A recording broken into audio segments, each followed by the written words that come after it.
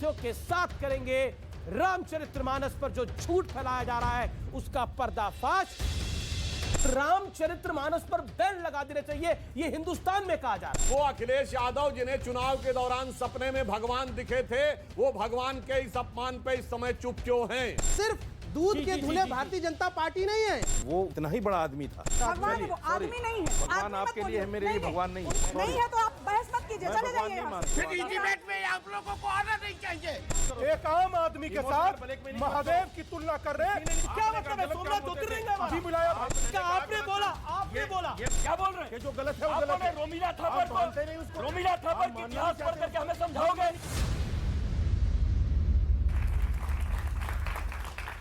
नमस्कार व्यूअर्स, मैं हूं अमीश देवगन। प्रभु श्री राम का एक बेहद प्रख्यात भजन है, तेरा राम जी करेंगे बेड़ा पार, उदासी मन काहे को करे। यानी बेड़ा पार कराने वाला कोई है तो वो सिर्फ प्रभु श्री राम है। ये बात शायद उन लोगों को भी पता है जिनकी सियासी दुकानों पर इस समय ताले लटकने लगे हैं। यही वजह है कि उनकी जुबान पर प्रभु श्री राम का नाम चढ़ा हुआ है। हालांकि उनका तरीका बेहद अलग है। वो कभी राम मंदिर पर नफरत फैलाते हैं तो कभी रामचरितमानस पर, लेकिन ये लोग भी राम नाम से दूर नहीं रह पा रहे हैं। सबसे पहले बिहार के शिक्षा मंत्री प्रोफेसर चंद्रशेखर ने रामचरितमानस को नफरती ग्रंथ बताया।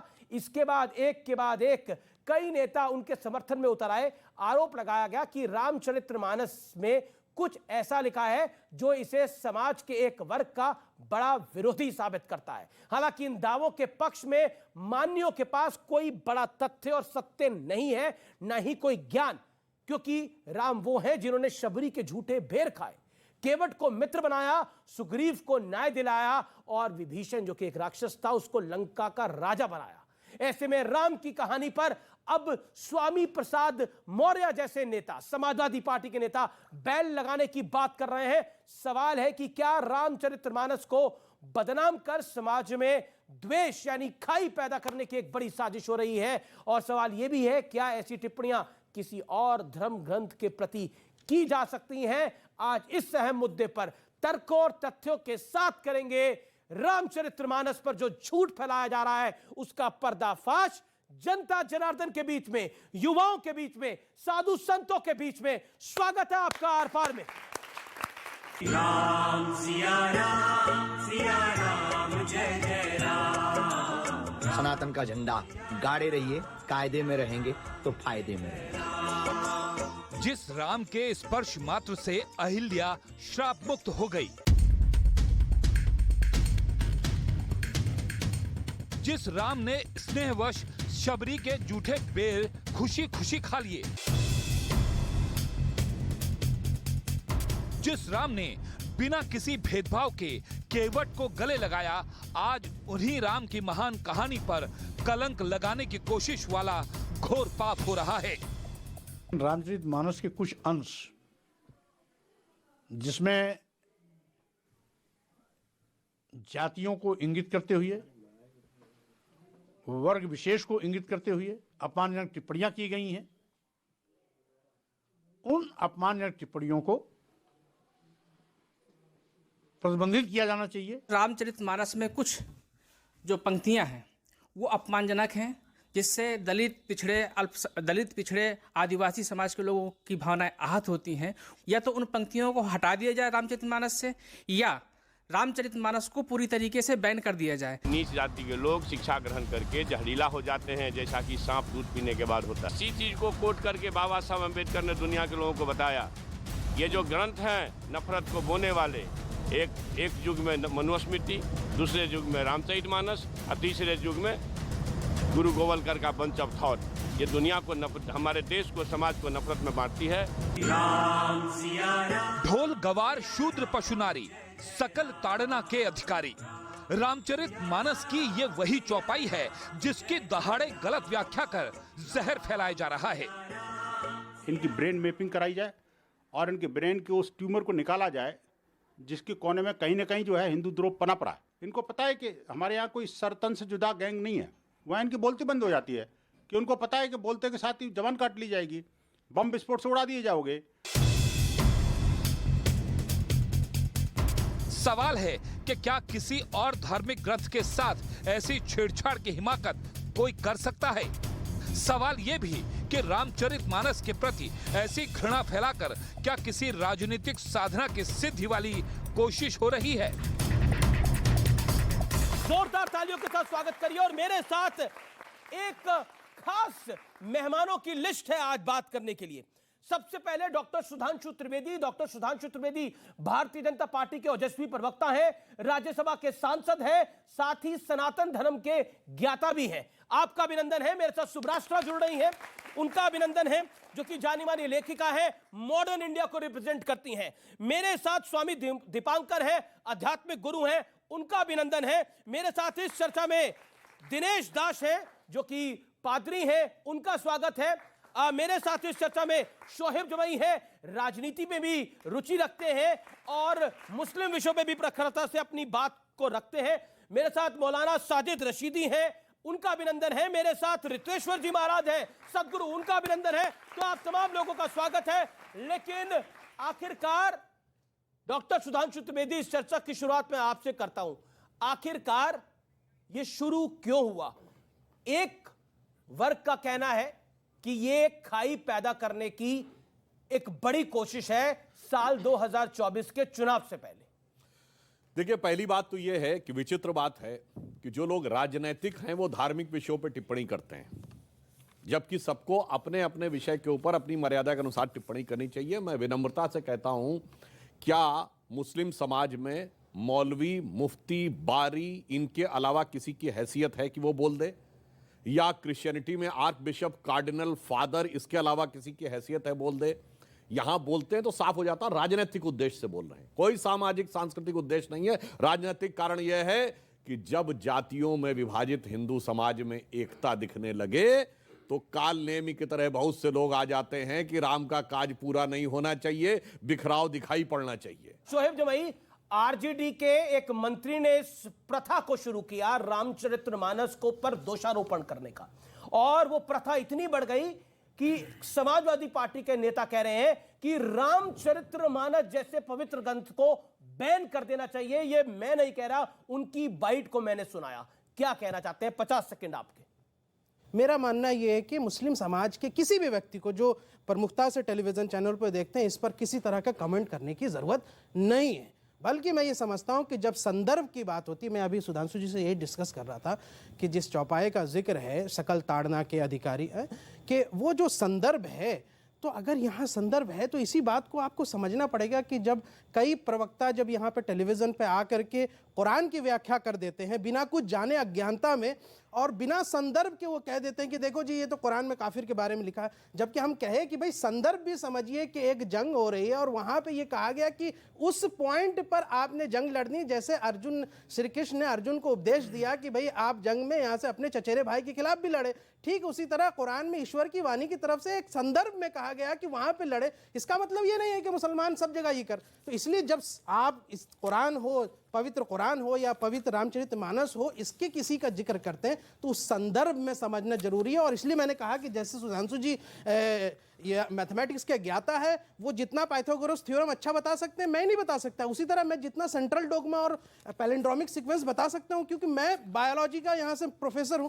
उसी तरह तो जो अपने अपने फील्ड में महानता है, वो मैथमेटिक्स के प्रोफेसर हैं, आप बायोलॉजी के प्रोफेसर हैं, आप कहना क्या चाह रहे हैं? अपनी बात को 50 सेकंड मैं सिर्फ इतना बात कहना चाह रहा हूं। पौने 2 मिनट बोला, लेकिन ये समझ में नहीं आ रहा कि आप कहना क्या चाह रहे हैं। मैं सिर्फ इतना कहना चाह रहा हूं कि जब आप धार्मिक किसी ग्रंथ की चर्चा करते हैं, कुरान की भी जो चर्चा करते हैं, वो संदर्भ में चर्चा कीजिए, और संदर्भ सबके लिए इक्वल है। क्योंकि शोएब जमाई जी ने कहा, मैं उसको थोड़ा सा क्लियर करता हूं, अगर किसी ने फंडामेंटल नहीं पढ़े हैं और उसके बावजूद वो अब टिप्पणी करे, जैसे फिजिक्स, केमिस्ट्री, मैथ पढ़े बगैर इंजीनियरिंग पे टिप्पणी करे, जोलॉजी, बॉटनी, केमिस्ट्री पढ़े बगैर मेडिकल पे टिप्पणी करे, तो अगर किसी ने मेडिकल नहीं पढ़ी है और फिर भी मेडिकल की किताब पढ़ के बोले तो उसे क्या कहते हैं? झोला छाप डॉक्टर कहते हैं ना। ये सब झोला छाप डॉक्टर हैं जो टिप्पणियां कर रहे हैं राजनीतिक नेता लोग। मैं चुनौती से कहता हूं, इसने किसी ने धार्मिक गुरुकुल में शिक्षा ली है? नहीं। किसी ने वैदिक गुरुकुल में शिक्षा ली है? नहीं। किसी ने पूरी रामचरितमानस पढ़ी है? नहीं।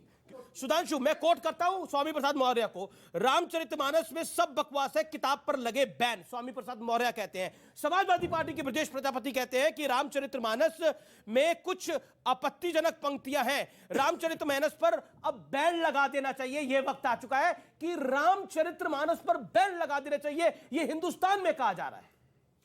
देखिए, एक बहुत बड़ी समस्या है कि हिंदू धर्म के बारे में कोई किसी भी प्रकार का बोलने की टिप्पणी करता, और जहां तक स्वामी प्रसाद मौर्य जी की बात है, जो अब कहीं के नहीं रह गए, ना घर के रह गए, ना घाट के रह गए, पर वो सपा में है अभी नहीं, समाजवादी पार्टी में है। यही वही सुनिए, ये वही थे ना जो कहते अरे जिधर मैं खड़ा हो जाता हूं सरकार वही बनती है, सब पलट के रख दूंगा। खुद ही पलट गए, चुनावी हार गए और अपने परिवार को अपने साथ नहीं रख पाए। तो मुझे लग रहा है विक्षिप्तावस्था में दिया गया एक विक्षिप्त नेता के राजनीतिक बयान को बहुत गंभीरता से नहीं लेना चाहिए, क्योंकि तमाम प्रकार के ऐसे लोग हैं जो राजनीतिक बियाबान में बहुत दिनों तक आपके माननीय थे, वो बुरी तरीके से विक्षिप्त हो जाते हैं। तो ये उसी प्रकार का उनका दिया गया बयान है। लेकिन बाहर गए तो रामचरितमानस को बैन करने की बात करें, यहाँ राम राम कर रहे थे, मगर मेरा यहाँ राम राम कर रहे थे, पार्टी बदल सकता है, ये राम राम कर रहे थे, यहाँ राम राम कर रहे थे। आदमी पार्टी बदल सकता है, विचार नहीं बदलेगा। विचार उनके भी आप पहले दोनों में मेरा सवाल देखिए शोएब भाई, आप अपनी टर्न पे आइए ना। मेरा सवाल सिर्फ ये है कि वो अखिलेश यादव जिन्हें चुनाव के दौरान सपने में भगवान दिखे थे, वो भगवान के इस अपमान पे इस समय चुप क्यों हैं? जिस तरह से इस विषय के ऊपर लगातार चर्चा हो रही है, क्या कहना चाहती हैं? और लगातार नेताओं अब तो बैन तक की बात आने लगी है। पहले मैं जो वर्तमान संदर्भ है उसकी बात कर लूं और उसके बाद मैं जो इस डिबेट से जुड़ा जो प्रश्न है उस पर मैं आऊंगी। आरजेडी ने हमेशा से जातीय जनगणना को लेकर के एक मुहिम चलाई है कि होनी चाहिए, उसका डेटा पब्लिक होना चाहिए। ये सारा जो तामझाम टंटा है वो इसी चीज़ का है, किसी तरह से करके हिंदू समाज में फांक लाओ, और उनकी पूरी राजनीति इसी बेसिस पे रही है। मैं बिहार से आती हूँ, सीता माँ बिहार से थी, रामचरितमानस वाल्मीकि रामायण के अलावा भी इतनी सारी रामायण, 16 रामायण पे तो चर्चा अभी दिल्ली यूनिवर्सिटी में जुम्मा 10 साल पहले जो कंट्रोवर्सी हुई थी आपको भी याद होगी, वो हटा दिया गया था, वो ऐसे जो एक ऐसे इसका कलेक्शन था उसको। उसके अलावा भी लोक गीत हैं जिसमें राम कथा है, आप उन लोक गीतों को कैसे हटा देंगे? नॉनवेज खाना चाहिए नहीं खाना चाहिए, पूरा सोहर है हमारे उत्तर प्रदेश में जिसमें राम कौशल्या माँ और हिरण के बीच में संवाद होता है, हिरण का मांस पका के खाया जाता है। या क्या आप कह देंगे कि राम जी नॉनवेज खाते थे? ये तो बिल्कुल ही बकवास सी बात होगी ना। एक पर्टिकुलर कॉन्टेक्स्ट में एक सोहर बनाया गया, उसका larger perspective environmental level awareness की बात थी।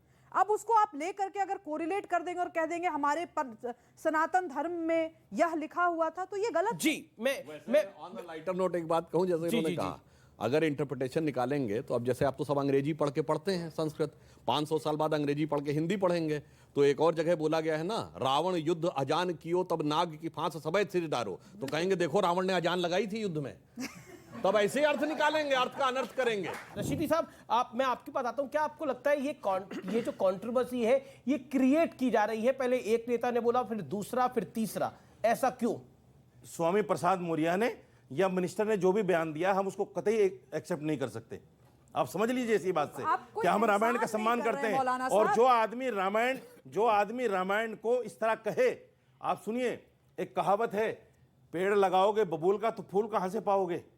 कुरान में कहा है वला तसुब्बुल लदीने यदूना मिन दूनिल्लाह, जो अल्लाह के अलावा दूसरे भगवानों को मानते हैं, किताबों को मानते हैं, उनको बुरा मत समझो, उनको अच्छा समझो।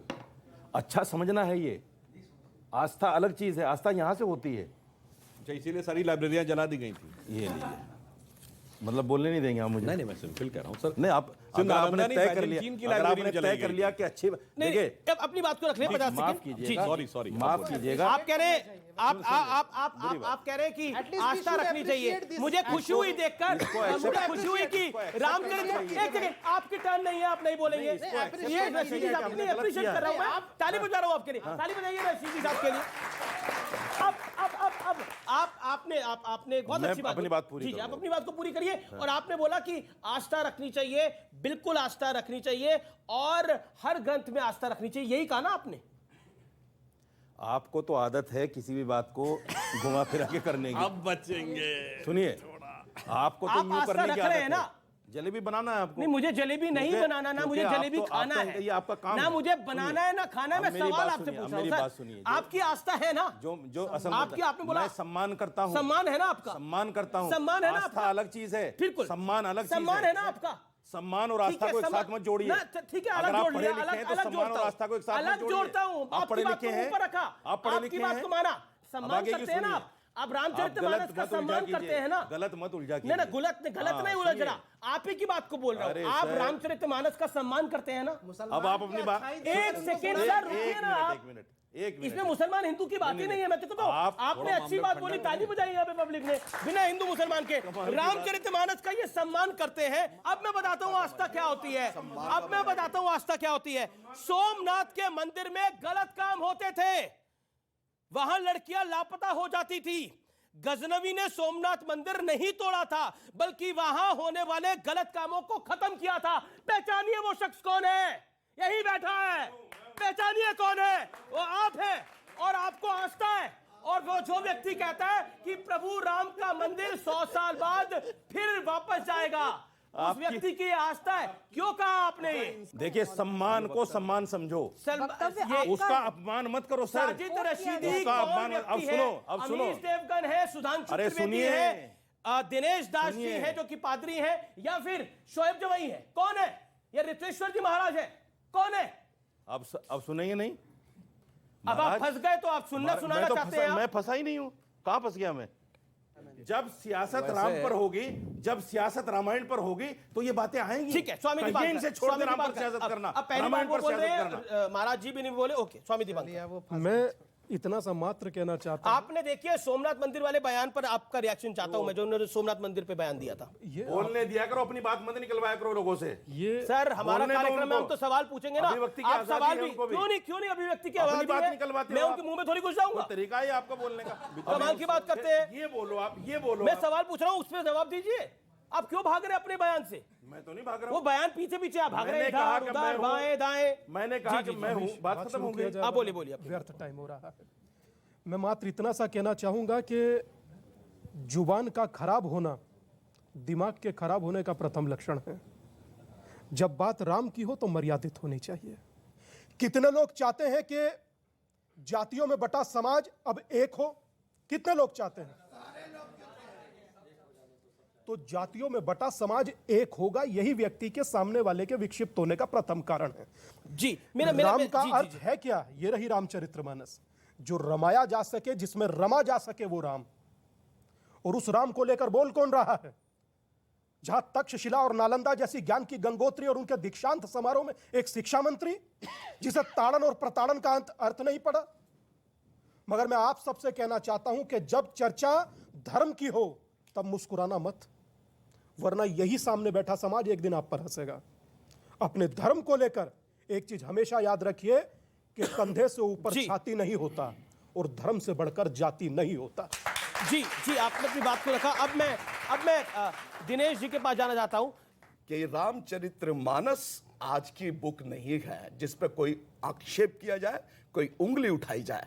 जितने इसके प्रति अपना द्वेष रखते हैं, वो उनकी अपनी एक ऐसी मानसिकता है जिसमें वो अपने आप को ऊपर लाना चाहते हैं।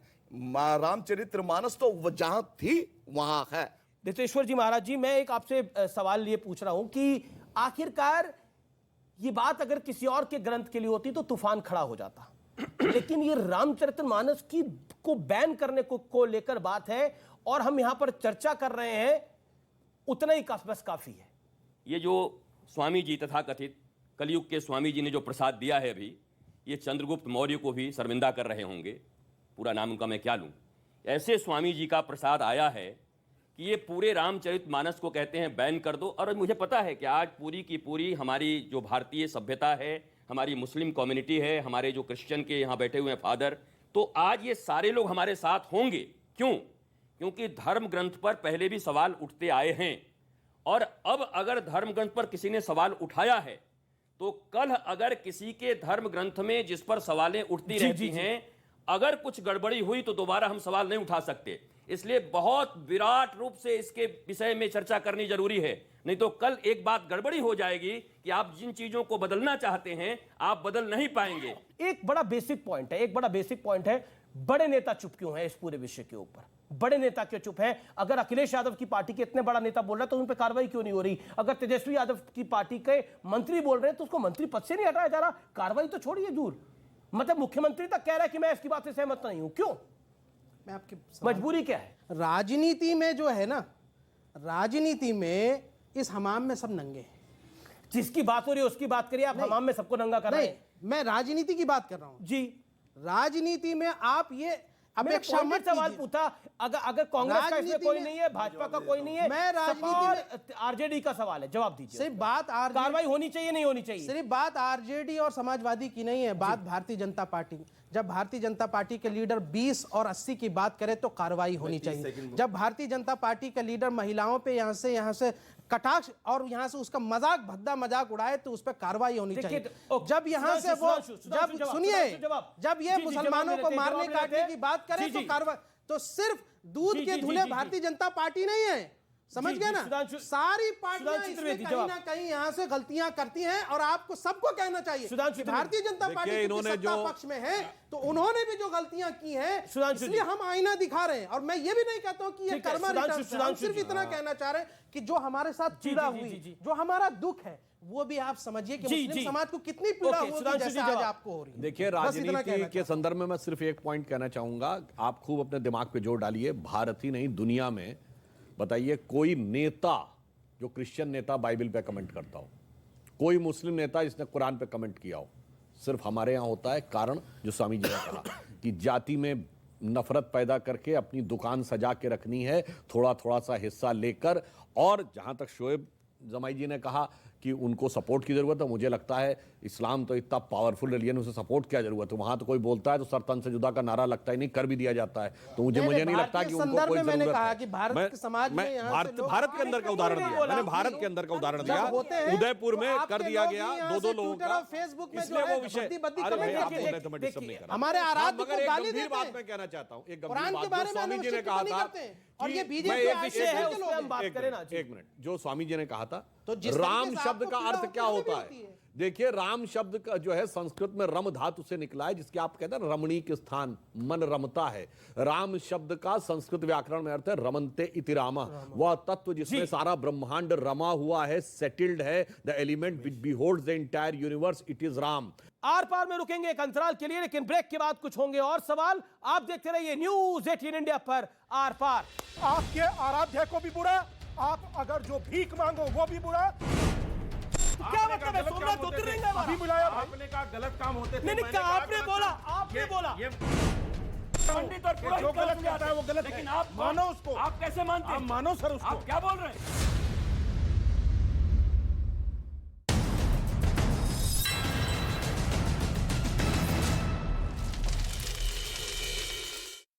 न्यूज़ 18 इंडिया की web series FIR number 208 streaming सून।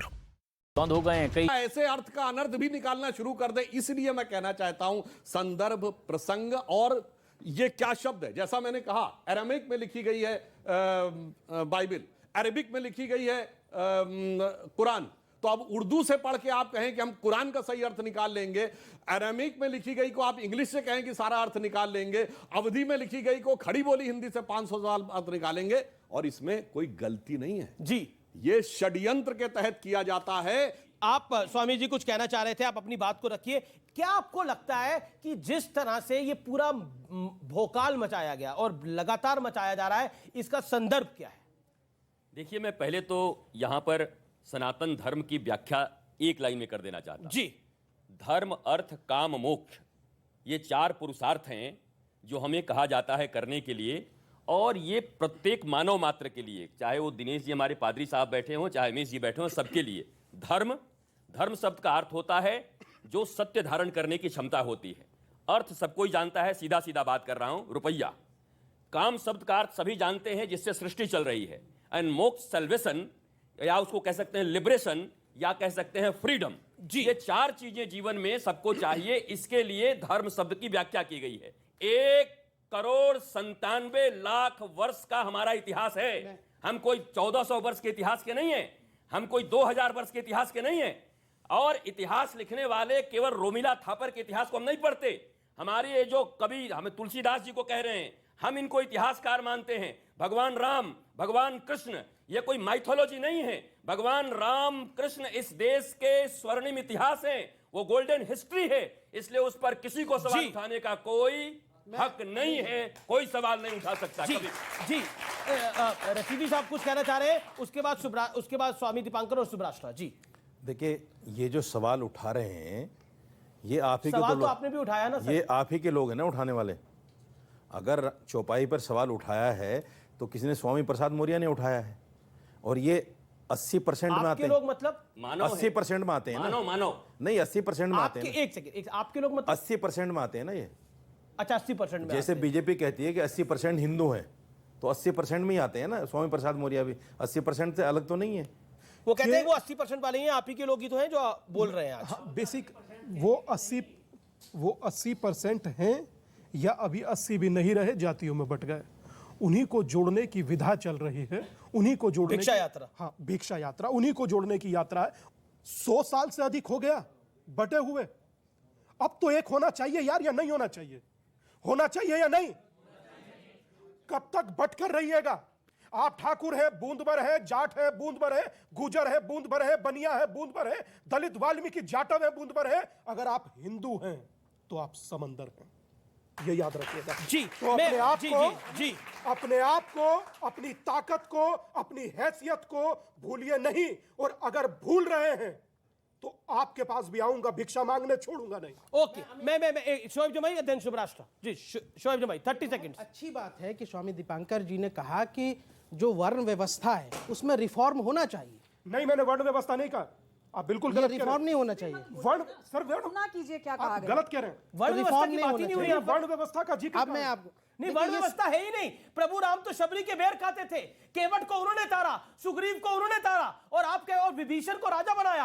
आप कहते हैं वर्ण व्यवस्था हिंदू समाज के अंदर? कमाल की बात करते हैं। मैं जानता था ये सवाल आएगा। नहीं, सवाल क्यों नहीं आएगा? ये जवाब है जिसको आप सवाल समझ रहे हैं, वही जवाब है। प्रभु राम का जीवन जवाब है बहुत बड़ा, जो वर्ण व्यवस्था की बात करते हैं इस देश में। पहली बात तो मैं कहना चाहता हूं, गलत बात कही, मैं उसे सही करता हूं जी। भारत में जाति व्यवस्था नहीं थी। कास्ट शब्द तक पुर्तगाल की संस्कृति से लिया है। श्रीमद् भगवत गीता पन्ना नंबर 176 श्लोक नंबर 13 अध्याय नंबर 4, चातुर्वर्ण मया सृष्टम गुण कर्म विभाग्यशः। गुण और कर्म के आधार पर बांटा जाता, जाति के आधार पर नहीं। सही। ओके, अब जवाब दे दीजिए। 30 सेकंड आपके। देन शुभराष्ट्र। कुरान ने यह कहा कि तुम में से एक दूसरे से कोई श्रेष्ठ नहीं है, जातियों की ना बुनियाद पर ना इलाकों की बुनियाद पर। श्रेष्ठ वही है जो भगवान का सबसे करीबी है। आपके यहाँ क्या है? आपके यहाँ बिल्कुल सीधा सिस्टम है, जैसे साहब ने कहा। आपके यहाँ भी सिया है, सुन्नी है, बरेलवी है, देवबंदी है, अहमदिया, यही बात है। मगर उसके बाद कौन? शोएब जमाई मुस्लिम, धर्म बोले इस्लाम। वो कौन? बोले क्रिश्चियन, धर्म मतलब ईसाइयत। हम कौन? बोले ठाकुर, जाट, गुजर। उसी को जोड़ने की यात्रा ही भिक्षा यात्रा है। राम तेरे देश में आज ये हाल हो गया। जिस प्रभु राम ने शबरी के झूठे भेर खाए, जिस प्रभु राम ने केवट को मित्र बनाया, जिस प्रभु राम ने सुग्रीव को न्याय दिलाया, और जिस प्रभु राम ने विभीषण को लंका सौंप दी, आज उसके रामचरितमानस पर, जिस राम के चरित्र की कस्में वादे हिंदुस्तान खाता है, जिस राम का चित्र, उसका वर्णन भारत के संविधान में है, यानी जो बाबा साहब अंबेडकर ने लिखा, आज उस राम को भी प्रमाण देना पड़ता है। पहले मंदिर के लिए देना पड़ता था, 50 साल पहले तक, 50 साल तक मंदिर के लिए प्रमाण दिया गया कि किस कमरे में भगवान राम पैदा हुए, अयोध्या भगवान राम की है कि नहीं है, इस पे प्रमाण देना पड़ा। आज रामचरितमानस को भी प्रमाण देना पड़ रहा है। सोच लीजिए ये देश किस और आगे बढ़ रहा है। इसके आगे मैं कुछ नहीं कहना चाहता। सुब्राष्ट्रा जवाब दीजिए। आमिष जी, 2-3 चीजें मुझे घोर आपत्ति है।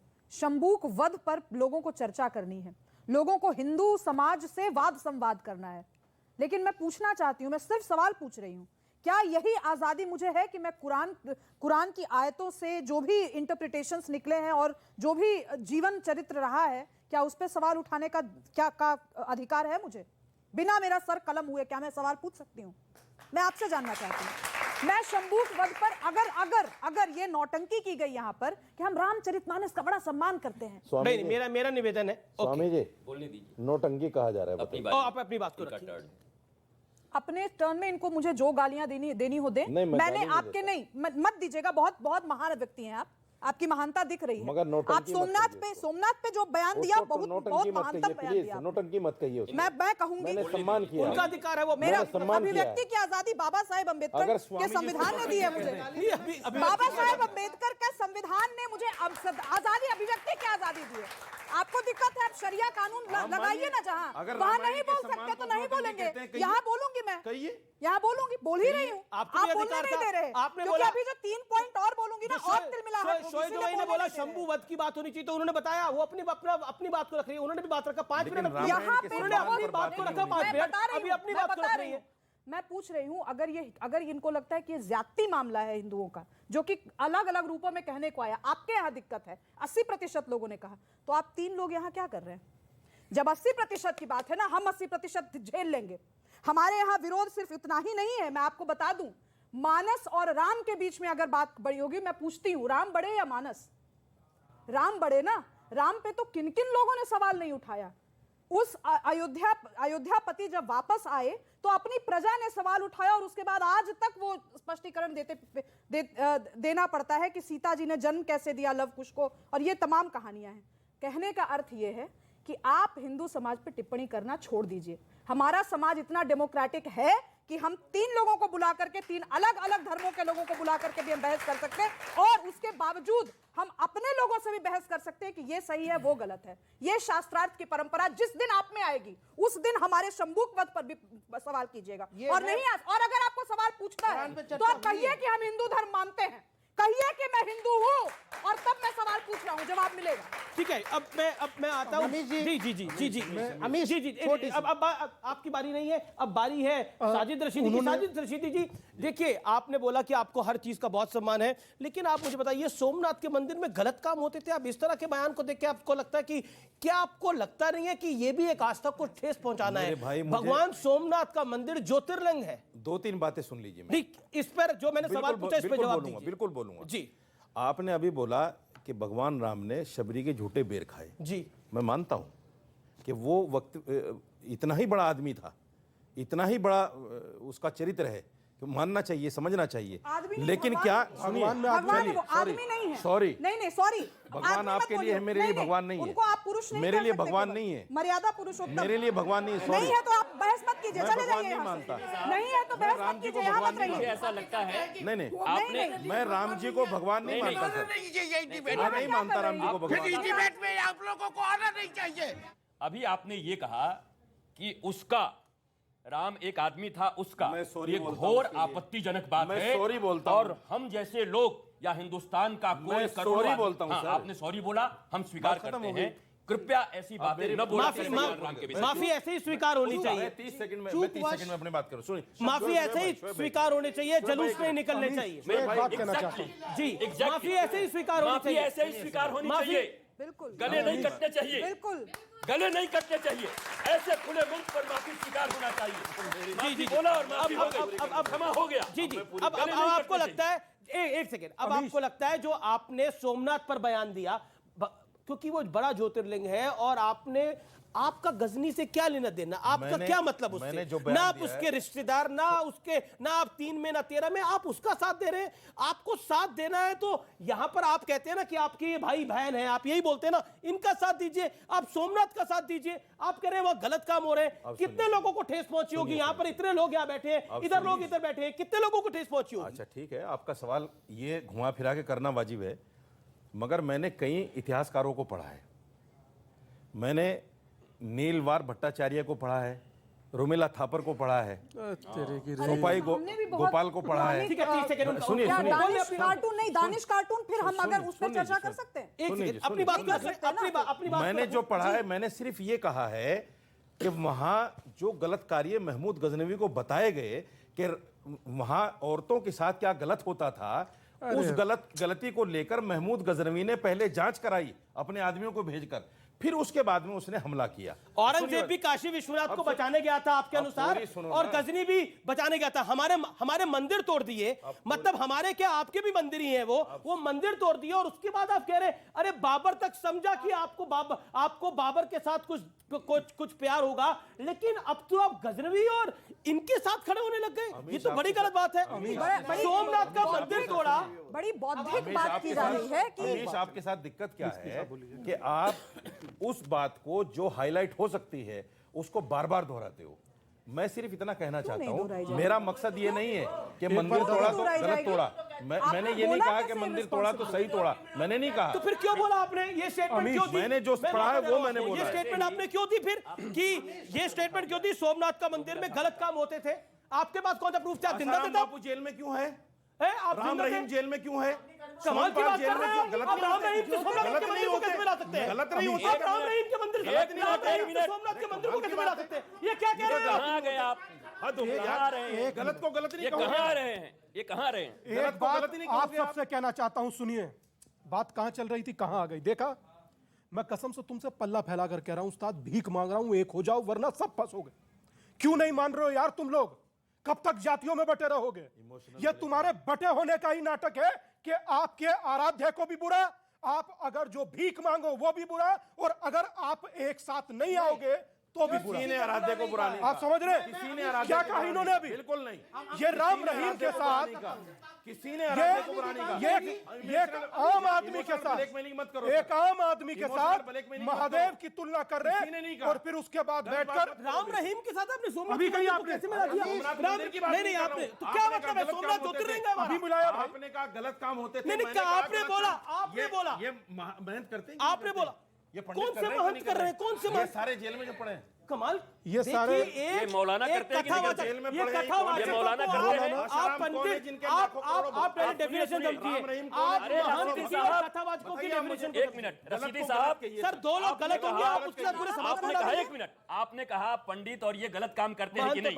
महंत और पंडित, आपका ये शब्दावली और ये है। कोई महंत नहीं है, राम रहीम कोई महंत है ही नहीं। मौलाना कथावाचक, अरे जो गलत करता है वो गलत है। वही कह रहा हूं मौलाना, मैं भी वही कह रहा हूं पंडित और कि जो गलत करता है वो गलत है। लेकिन आप मानो उसको, आप कैसे मानते हैं? आप मानो सर उसको। आप क्या बोल रहे हैं कि जो गलत है वो गलत है। रोमिला थापर को, रोमिला थापर की इतिहास पढ़ करके हमें समझाओगे? एक 94 का इतिहास लोगों के साथ रोमिला थापर का कैसे? नहीं ये गलत हो रहा है, ये गलत बोला गया। माइनॉरिटी आप चिल्लाते हो। जब बीजेपी के नेता ने प्रॉफेट मोहम्मद के खिलाफ जो बयान दिया था, उसके खिलाफ देश में जो प्रदर्शन हुए थे वो सबने देखे थे। और आज जब ये सब हो रहा है, वो राम जी के लिए जो बोला जा रहा है, तब आप कहाँ पे प्रदर्शन दे रहे हैं? आप बताएं, हम साथ में आपके लिए जुड़ेंगे। आए ना, आपसे सवाल पूछने हम यहाँ पे आए हैं। आप यहाँ पे हमारी रामचरितमानस की वो कह रहे हैं, आप राम को आदमी बोल रहे हैं। आप क्या बोल रहे हैं? आप राम को आदमी कह रहे हैं। उनका पॉइंट है कि आप कहाँ पे प्रदर्शन कर रहे हैं? सर, आपने महंत पर आरोप लगाया, आप अपने मौलाना से हलाला जो करते हैं मौलाना, उस पे आप क्यों नहीं क्वेश्चन कभी करते हैं? आपने B.R. अम्बेडकर को माना, आप सेक्युलरिज्म मानते हैं, लेकिन आज भी मुस्लिम पर्सनल लॉ फॉलो होता है। इस पे आपका क्या कहना है? जवाब शोएब भाई। पर्सनल लॉ अलग लॉ नहीं है, बल्कि संविधान का आर्टिकल 1937 का यहां से पर्सनल लॉ एक्ट है, और ये संविधान का हिस्सा, ये कोडिफाइड लॉ है मेरे भाई। आपको जिन फेसबुक और व्हाट्सएप यूनिवर्सिटी ने जो सिखाया है ना कि देखिए मुसलमानों का पर्सनल लॉ अलग, पर्सनल लॉ हिंदुस्तान में 1937 में संविधान में अपनाया, ये कोडिफाई किया गया। ऐसा नहीं है। नहीं अमीश, आप मुझे प्लीज एक एक्ट बोल दिया ना आपने बोल दिया ना। नंबर 2 नहीं, नंबर 1 पे रही आप। ये इनका कहना है समय नहीं कर रहे हो।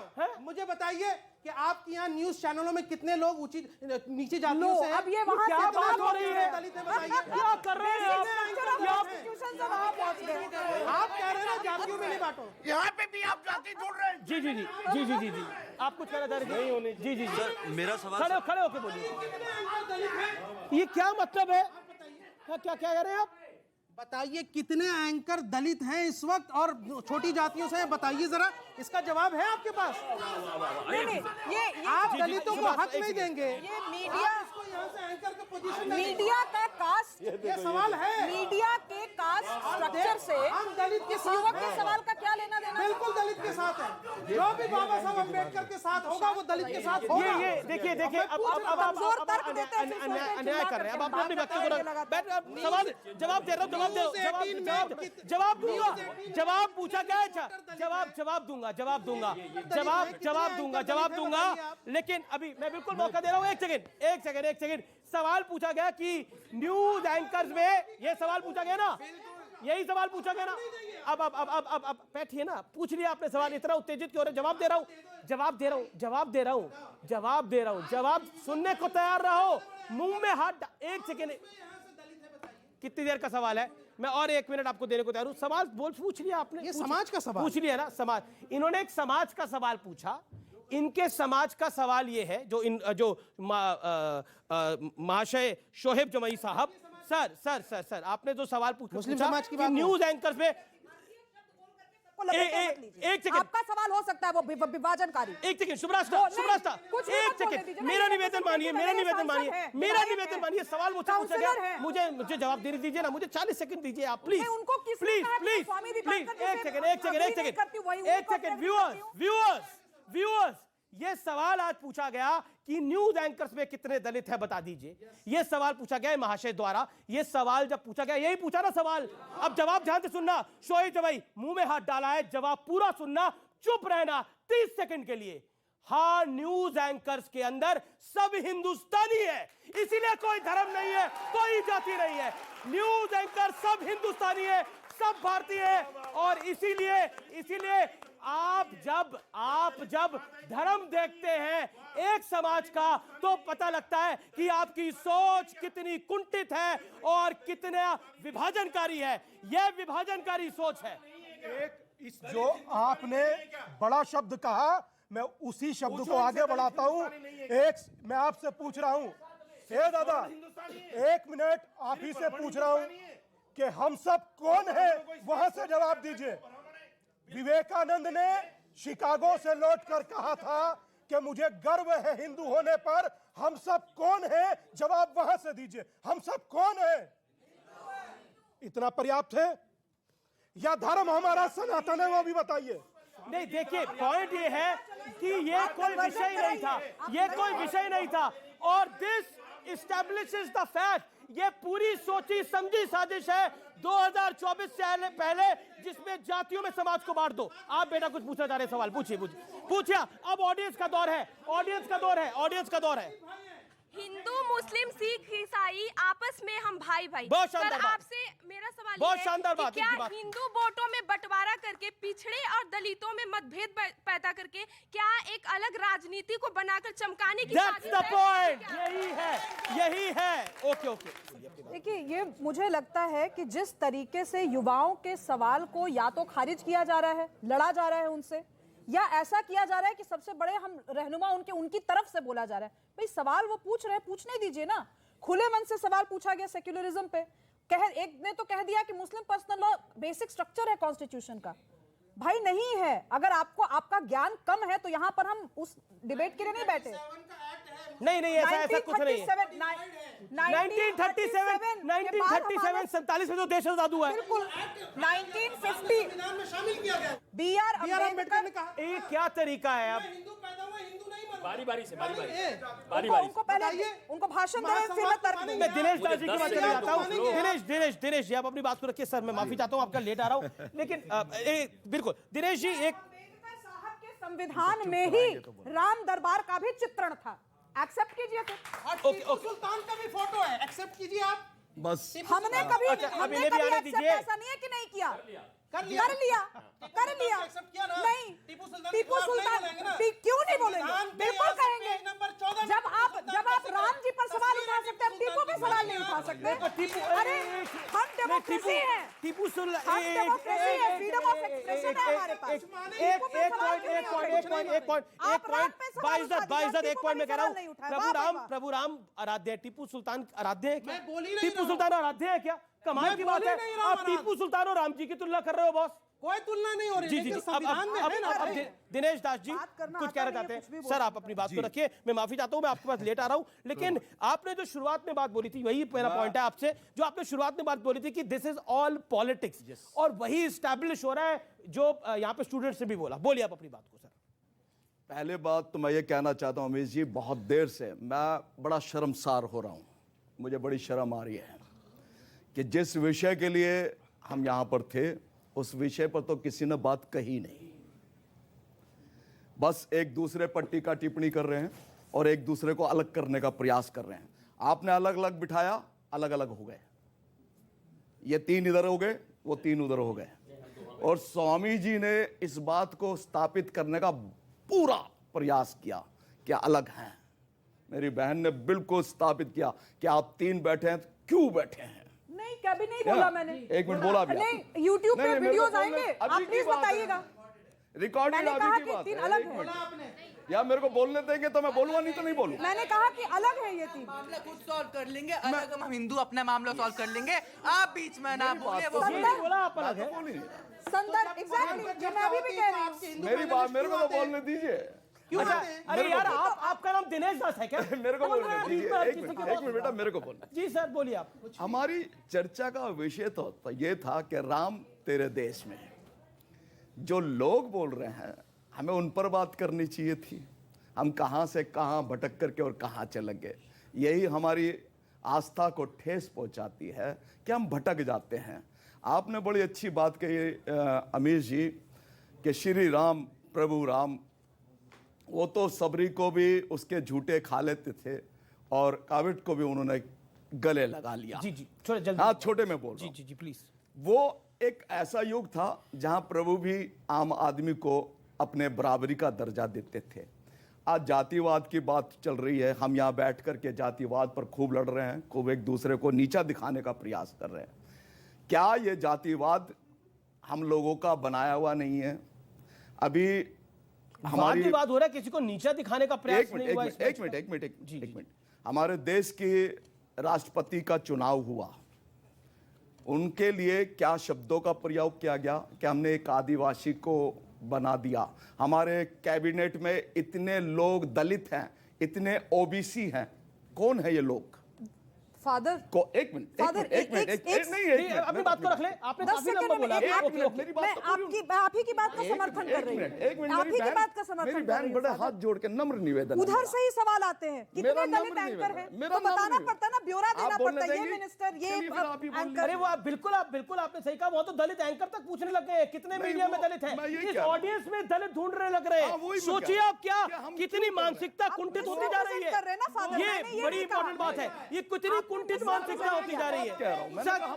समाज के दबे कुचले लोग हर समाज में होते हैं, उसकी हक की आवाज नहीं है, ये डिवाइड की आवाज है, ये बंटवारे की आवाज है, ये हक की आवाज नहीं है, ये बंटवारे की आवाज है। और 47 से आज तक यही बंटवारा होते हुए आया है, 47 से आज तक यही बंटवारा होते हुए आया है। फिलहाल इस खास कार्यक्रम में इतना ही। आपका बहुत बहुत शुक्रिया। जय हिंद, जय भारत। न्यूज 18 इंडिया की web series FIR number 208 streaming सून।